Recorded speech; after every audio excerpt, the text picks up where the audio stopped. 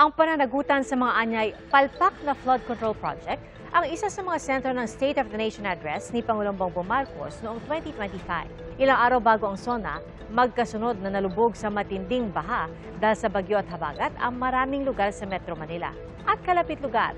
Kaya po sa kanyang talumpati, maanghang ang mga binitawang salita ng Pangulo. Pahiya naman kayo sa mga kabahayan nating naanod o nalubog sa mga pagbaha. Mahiya naman kayo, lalo sa mga anak natin na magmamana sa mga utang na ginawa ninyo na binulsan nyo lang ang pera. Ang galit ng taong bayan, bumuhos sa kalsada. Iniutos po ng Pangulo na magsumite ng listahan ng DPWH ng lahat ng flood control projects mula po sa bawat rehiyon na sinimulan o nakumpleto sa nakaraang 3 taon. Magsagawaan niya ng audit at performance review at lahat ng may sala, pinakakasuhan, kabilang ang mga kontratista. Inilunsad ang sumbong sa Pangulo website at nagkaroon ng kaliwat-kanang pagdinig. Itinatag din ang Independent Commission for Infrastructure o ICI para magsiyasat.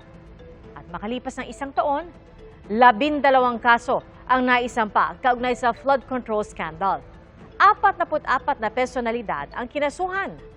35 rito ang nakakulong na matapos mahuli o di kaya sumuko. 9 ang at-large o pinaghahanap pa. At isa po sa mga naungkat noong mga budget hearing ng DPWH ay kung may master plan nga ba ang flood control projects sa buong bansa o kahit dito sa Metro Manila. Tinanong po namin kaugnay nito si DPWH Secretary Vince Dizon. Ang flood management master plans, hiwa-hiwalay yan. No, typically, mga major rivers ng bansa, yan, merong master plan yan. Ang problema, number 1, marami dyan medyo luma na. At ikalawa, na directly related dito sa mga kalokohan na nangyari these past several years, is hindi sinusunod. Kasi nga, nalaman na natin ngayon na yung mga proyekto sa flood control, ginagamit lang para magnakaw. Sa Metro Manila nga, sabi ni Dizon, kulang pa ng plano.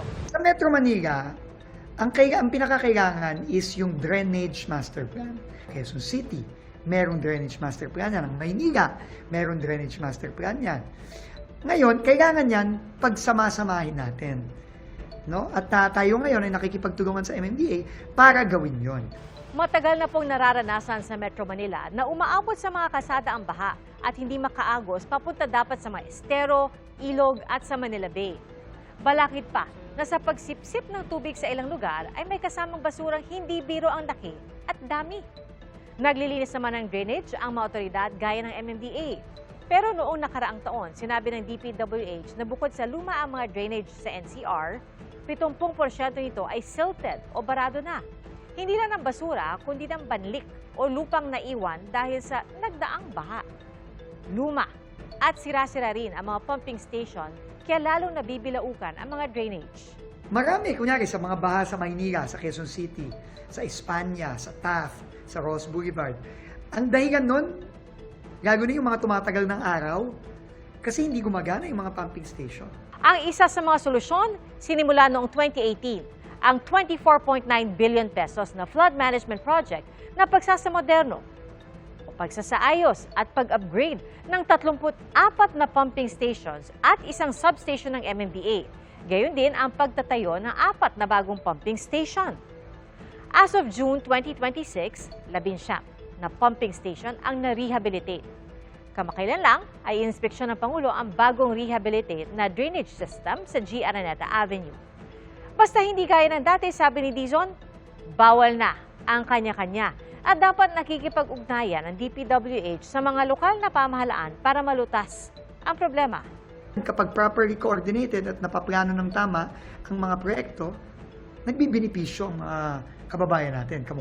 Kung kakausapin mo ngayon ang mga taga G. Araneta, sila mismo damang-dama nila yung pagbabago at yung konting kahit papanong ginhawa kumpara dun sa pagbabaha dati.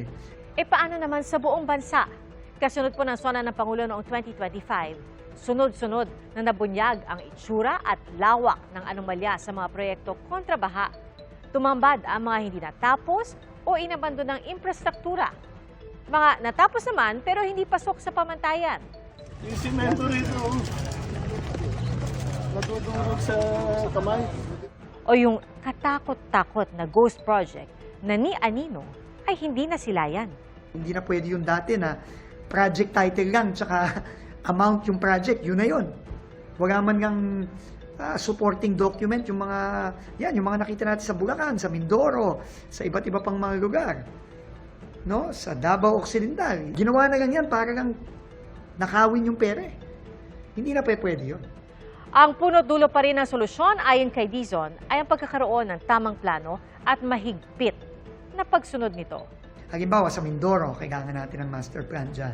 Kailangan natin ng master plan sa ibang areas sa Northern Luzon, tulad ng Pangasinan at ng Ilocos. Kailangan natin. And some areas in Mindanao, halimbawa sa Region 10, sa Cagayan de Oro, sa Iligan, kailangan natin yan. So, meron pang mga kailangan natin gawin, pero marami din naman na meron na i-update na lang. Lalo't maaaring iba-iba ang mukha ng flood management depende sa lugar. Kaya kailangan natin ng master plan, tsaka kailangan natin ng eksperto. Kasi hindi naman pwedeng mag-iimbento na lang tayo ng kung ano-ano mga flood control. Yung pala, hindi naman pala na-address sa mga problema. Ina-update natin this year. Hopefully, matapos this year, if not hanggang next year. At mga solusyong hindi lang basta infrastruktura ang kailangan. Oo, marami tayong mga nature-based solutions na ginagawa. No, halimbawa, pagka may isang ilog na tumataas kapag umuulan, hindi naman automatic na dapat lagyan mo na ng konkretong dike yun eh. Pwedeng lupa lang, earth dike na tinatawag nila, pwedeng dredging lang, palakihin natin yung ilog, pwede din yung gabyon na lang ang gagawin, yung mga bato-bato na nanggagaling din sa ilog na gagamitin natin para imbes na simento ang lalagay.